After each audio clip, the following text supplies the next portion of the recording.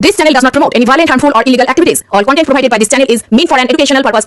কোলাঘাটে rail ব্রিজের মাথায় উঠে পড়ল যুবক, ট্রেন চলাচল বন্ধ। পূর্ব মেদিনীপুর জেলার কোলাঘাট থানার কোলাঘাটের রূপনারায়ণ নদীর উপর যে আপ লাইনের রেল ব্রিজ রয়েছে তার মধ্যে ৩ নম্বর ব্রিজের মাথায় উঠে পড়ল এক মানসিক ভারসাম্যহীন অজ্ঞাত পরিচয় যুবক।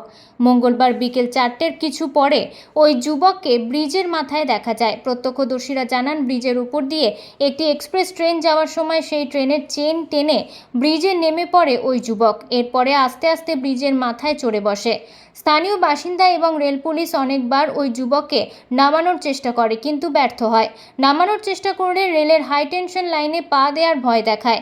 মুহূর্তের মধ্যে হাই টেনশন লাইনের বিদ্যুৎ সংযোগ বিচ্ছিন্ন করে দেওয়া হয় এবং ট্রেন চলাচল বন্ধ থাকে প্রায় 2 ঘন্টা। পরে স্থানীয় বাসিন্দাদের উদ্যোগে তাকে নামানোর উদ্যোগ নেওয়া হয়। স্থানীয় বাসিন্দারা উপরে উঠে তাকে দড়ি বেঁধে নামানোর চেষ্টা করলে দড়ি ছিঁড়ে ওই যুবক মাটিতে পড়ে যান। তাকে উদ্ধার করে স্থানীয়রা কোলাঘাটের পাইকবাড়ি হাসপাতালে ভর্তি করেন। পরে তাকে তমলুকে রেফার করা হয়, যদিও এখনও অবধি ওই যুবকের কোনো পরিচয় মেলেনি। তবে এলাকার বাসিন্দারা রেল পুলিশের নিষ্ক্রিয়তার অভিযোগ তুলেছেন। জাহাঙ্গীর বাদশাহ রিপোর্ট, জেবি নিউজ।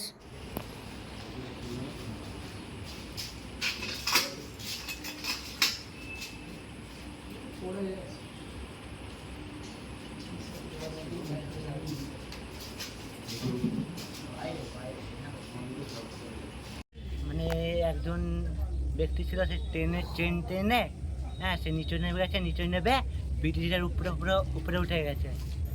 মানে তাকে যা মোবাইল দেখাচ্ছে নিচে আসছে, আবার মোবাইল দিয়ে আবার উপরে উঠে যাচ্ছে।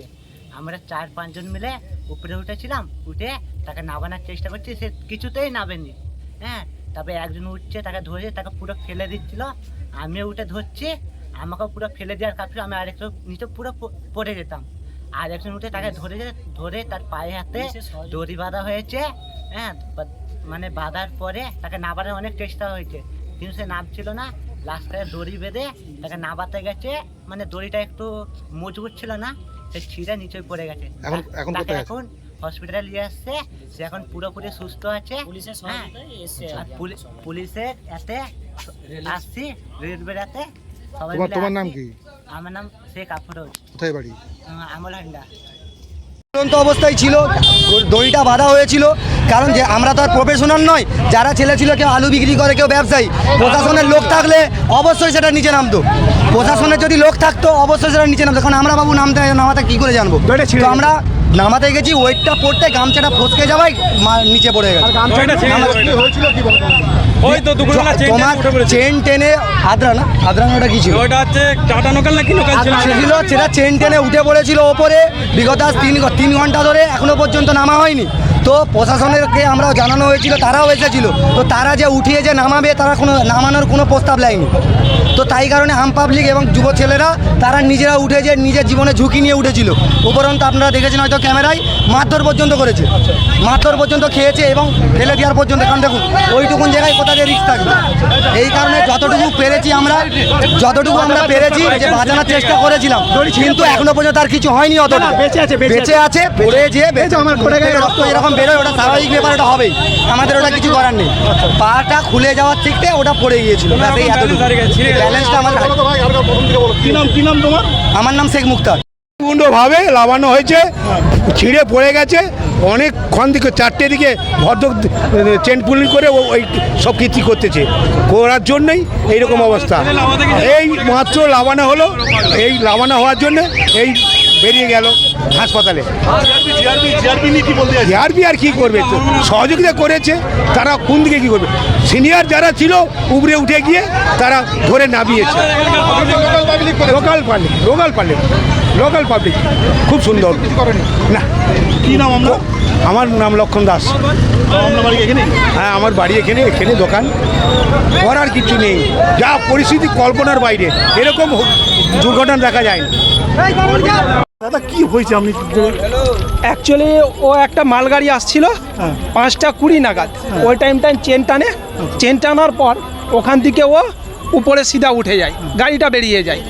মালগাড়ি থেকে ও নেমেছে প্রায় 5টা 20 থেকে। তখন পর্যন্ত এরকম নামানোর হ্যারাসমেন্ট চলছিল, কিন্তু ওর নামেনি কিছুতেই।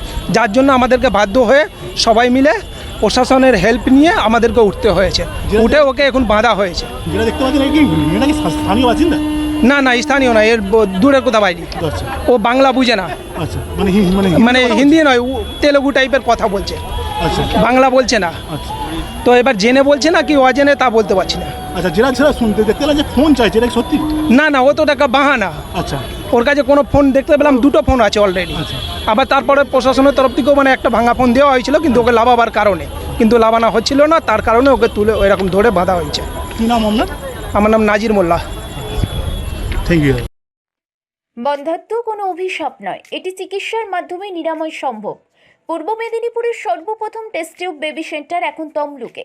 যোগাযোগের ঠিকানা উত্তরণ ইনফার্টিলিটি ক্লিনিক প্রাইভেট লিমিটেড, পদুম বসান, আদি মোহিনী মোহন কাঞ্জিলালের পাশের গলিতে। যোগাযোগ 9679225556 এই নম্বরে। মার্বেল কেনার একমাত্র নির্ভরযোগ্য ঠিকানা marble hub. Design your dream house. আমাদের পরিষেবায় শুধু ভারতীয় ডিজাইন নয়, আমাদের এখানে রয়েছে ইতালিয়ান মার্বেলের সম্ভার। মার্বেল ঘাঁটি রাজ্য রাজস্থান থেকে আসা সমস্ত ধরনের মার্বেল পাওয়ার সেরা ঠিকানা মার্বেল হাব। আর শুধু মার্বেলই নয়, আমাদের এখানে রয়েছে টাইলসের নামি দামি কোম্পানির বিপুল সম্ভার। তাই আর দেরি নয়, আপনার স্বপ্নের বাড়িকে সাজাতে বিশ্বাসযোগ্য ও আপনার সাধ্যের মধ্যে মূল্য ও উন্নত মানের মার্বেল পাওয়ার একমাত্র ঠিকানা মার্বেল হাব। আজই আসুন আমাদের শোরুমে। আমাদের ঠিকানা চাটরা শহীদ মাতঙ্গিনী বিডিও অফিসের পাশে, বুড়ারিহাট, পূর্ব মেদিনীপুর। যোগাযোগ করুন এই ফোন নাম্বারে 9002804201 এবং 6295537518 এই নাম্বারে।